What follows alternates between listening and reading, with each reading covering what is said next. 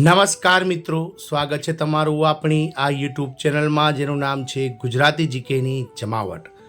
તો મિત્રો, કેન્દ્ર સરકાર હોય કે રાજ્ય સરકાર, આ તમામ જે કર્મચારીઓ છે તમામ સરકારોના જેમનું સંખ્યાબળ દેશભરમાં કરોડોમાં છે, તેઓ મિત્રો ઘણા લાંબા સમયથી કેન્દ્ર સરકાર દ્વારા જે છે તે મિત્રો કોરોના કાળમાં એટલે કે કોરોના સમયે જે 1 જાન્યુઆરી 2020થી લઈ અને 30 જૂન 2021 સુધી જે મિત્રો 3 હપ્તા DA/DRના રોકવામાં આવ્યા હતા। 18 મહિના સુધી જે મિત્રો મોંઘવારી ભથ્થોને રાહત આપવામાં ન આવ્યા હતા, તેનો મિત્રો એરિયસ જે છે તેને લઈ અને સરકાર સામે મિત્રો આ કરોડો કર્મચારીઓ જે છે તે માંગ કરી રહ્યા છે।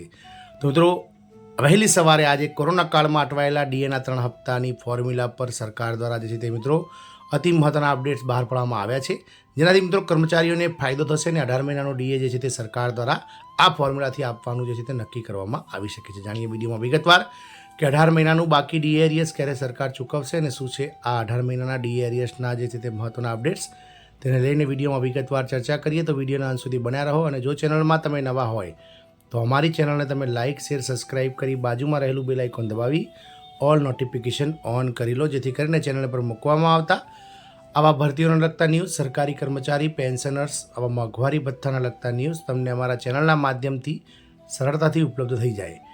તો મિત્રો, આપ સૌ જાણો છો તે પ્રમાણે COVID-19 એટલે કે કોરોના સમયની જે વિકટ પરિસ્થિતિ હતી, ત્યારે દેશભરમાં મિત્રો લોકડાઉન જેવી પરિસ્થિતિ કરી અને કેન્દ્ર સરકાર દ્વારા આ પરિસ્થિતિમાંથી દેશને ઉગારવામાં આવ્યો હતો। આ પરિસ્થિતિમાં સરકારી કર્મચારીઓ પણ સરકારની પડખે ખભે ખભો મિલાવીને ઊભા રહ્યા હતા અને 1 જાન્યુઆરી 2020થી લઈ અને 30 જૂન 2021 એમ 3 જે છે તે મિત્રો DA/DRના જે હપ્તાઓ છે તે સરકાર દ્વારા સરકારી કર્મચારીઓ માટે રોકી દેવામાં આવ્યા હતા। અને ત્યારબાદ જ્યારે આજે દેશની પરિસ્થિતિ સારી થઈ ગઈ છે, ત્યારે કર્મચારી 18 મહિનાના DA એરિયસને લઈને સરકાર સામે માંગ કરી રહ્યા છે। તો મિત્રો, 18 મહિનાના બાકી રહેલા મોંઘવારી ભથ્થાના નવા ફોર્મ્યુલામાં સુધારો આવ્યો છે। કોરોના સમયગાળા દરમિયાન કર્મચારીઓના મોંઘવારી ભથ્થાના 3 હપ્તા બંધ કરવામાં આવ્યા હતા। આ જારી કરવા માટે કર્મચારીઓ તરફથી લાંબા સમયથી માંગ કરવામાં આવી રહી છે। હવે આ અંગે એક મોટું અપડેટ આવી છે। તો કર્મચારીઓના 18 મહિનાના મોંઘવારી ભથ્થાના બાકી રકમ અંગે એક મોટી અપડેટ આવી છે। કોરોના સમયગાળા દરમિયાન કર્મચારીઓના મોંઘવારી ભથ્થાના 3 હપ્તા બંધ કરવામાં આવ્યા હતા, એટલે કે 1 જાન્યુઆરી 2020, 1 જુલાઈ 2020 અને 1 જાન્યુઆરી 2021 એમ 3 જે મોંઘવારી ભથ્થાના જે હપ્તાઓ છે તે બંધ કરી દેવામાં આવ્યા હતા, જેના કારણે કર્મચારીઓને ઘણું નુકસાન થયું હતું, જ્યારે સરકારે આના કારણે 34,402 કરોડ રૂપિયા જેટલી આવક બચાવી। કર્મચારી ફેડરેશને એક પરિપત્ર બહાર પાડ્યો છે। Central government employees and worker employees ફેડરેશનના કન્ફેડરેશન દ્વારા આ પરિપત્ર બહાર પાડવામાં આવ્યો છે। તદનુસાર બાકી મોંઘવારી ભથ્થાના મુદ્દા સહિત અન્ય ઘણી માંગણીઓને પુનરાવર્તિત કરવામાં આવ્યો છે।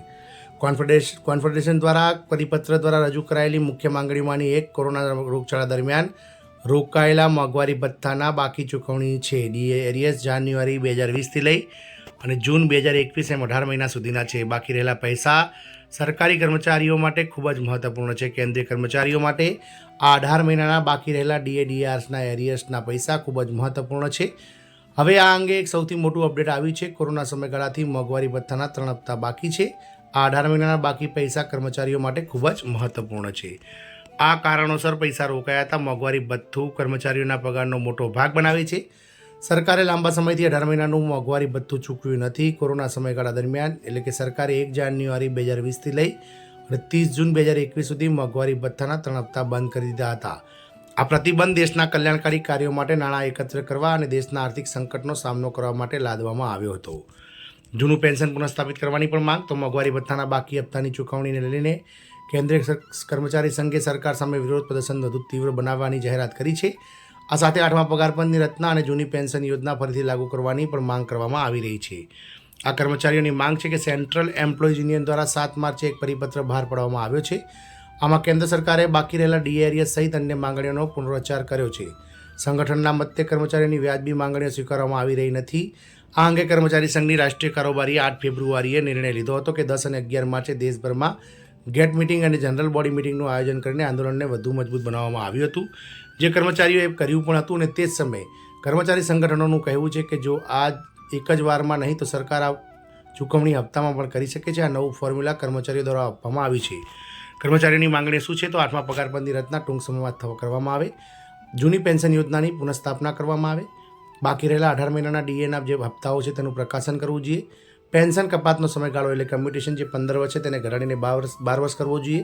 ખાલી જગ્યાઓ પર મોટા પાયે સરકાર ભરતી અને ખાનગીકરણ પર પ્રતિબંધ કરવો જોઈએ. કર્મચારી સંગઠનોને લોકશાહી રીતે કાર્ય કરવાની મંજૂરી આપવી જોઈએ. સરકારનું શું છે વલણ? તે જ સમયે બાકી રહેલા ડીએઆરએસ અંગે સરકારનું વલણ સ્પષ્ટ છે કે તે ડીએઆરએસ ચૂકવવાનું શક્ય નથી. સરકારના મતે જ્યારે કોવિડ રોગચાળાના કારણે આર્થિક પરિસ્થિતિ સંકટમાં હતી ત્યારે સરકારે ઘણી કલ્યાણકારી યોજનાઓ લાગુ કરી હતી જેમાં આર્થિક અસર 2021 પછી પણ રહી હતી. આમ 18 મહિનાના બાકી ડીએઆરએસને લઈ અને મિત્રો એનું જે ભૂત છે તે ફરીથી ધૂણ્યું છે અને સંસદમાં મિત્રો ફરીથી આના વિશે ચર્ચા થઈ છે. આગામી સમયમાં કર્મચારીઓ જો આ ડીએઆરએસ નહીં મળે તો ઉગ્ર દેખાવો કરશે, તો તેમાં કોઈ જાતનો સંદેહ નથી. જય હિન્દ, અસ્તુ.